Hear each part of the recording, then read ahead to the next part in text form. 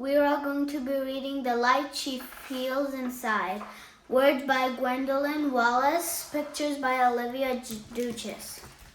Before we start, please subscribe to the channel for more content like this. Some days Maya feels filled with light. Maya glows when she curls up between her mom and dad at night, and they ask about her day. When she goes next door to borrow 2 eggs, Mrs. Wilson gives Maya 3 eggs, a piece of butterscotch, and a big hug as warm as the sun. When the community garden opens and Maya can pick the sweetest strawberries with John, favorite cousin, and when the passes Carrie singing on her way home from school. Maya feels like the glowing in her chest might lift her all the way off the ground. Every day she watches love dance and the people and places around her. Sometimes, though, Maya feels a different type of glow, a burning one, when Brian pushes her down on the playground and doesn't apologize. When she watches the police talk to John after he takes her to get ice cream. When she sees that the best climbing tree will be torn down so fancy apartments can be put there instead.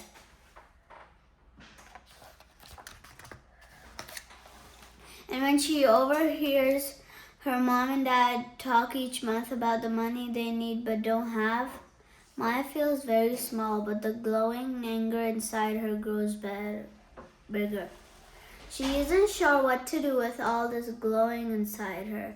All she knows is that it's starting to feel too heavy to carry. After school, Maya goes to the library. She used to go to Mrs. Scott's storytime when she was younger. Now she watches from the back of the room. Mrs. Scott's honeyed voice and gentle eyes always made Maya feel better. When story time is over, Mrs. Scott comes over to say hello. Maya can feel tears starting to form as she describes everything she's been feeling. "Sweetheart," Mrs. Scott says, "that glowing, all of it, is your most important thing." Mrs. Scott brings her a stack of books. "The woman who came before you, your ancestors, found lots of ways to honor these same glowing feelings," she says. Maya opens the first book and begins to read. She writes for the newspaper with Ida B. Wells, recording the injustice they see around them. Maya sings with Nina Simon about what freedom might feel like. She plants carrots with Fannie Lou Hamer to feed a whole neighborhood.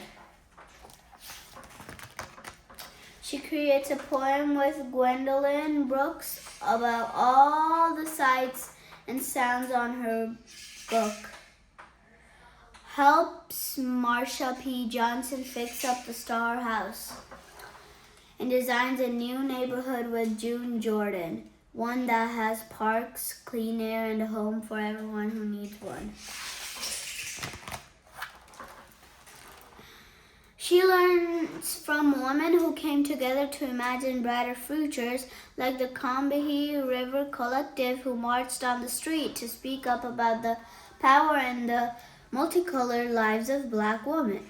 When Maya reads that they were inspired by a healthy love for ourselves, our sisters, and our community, she knows what that love is. She recognizes her glow. At the kitchen table that night, Maya asks, "Can you tell me more about the people I come from?" She hears about her grandmother, Annie, who made the medicines out of plants for people who couldn't go to the doctor, and her great-grandmother, Rose, who taught adults how to read and write in her home at night. Later, Maya draws the woman she learned about. She notices that her glowing doesn't feel like too much at all. In fact, it fits perfectly inside her and it whispers to her to share it. The next day, Maya shows her friends her pictures and tells them what she knows about these women. And as she speaks, she notices her friends are starting to glow more brightly too. Glowing together, the friends ask each other the question in their hearts. What makes you feel safe? How do we take care of one another? Why doesn't everyone have everything they need?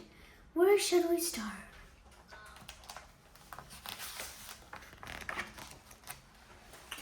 And so they sit together and imagine endless ways to lift up what they love about the world and even more ways to change what they don't. They look around at all the glowing women they know. Mrs. Scott, Mrs. Wilson, their teachers, the women who volunteer at the community garden, and they set out to find all the glowing women that they don't know yet. Build community together.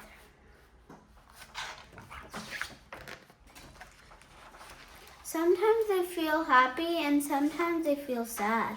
And sometimes they feel tired because it seems like there's so much that needs to change about the world. But they know they do not glow alone. New community park. Thank you for watching. See you next time.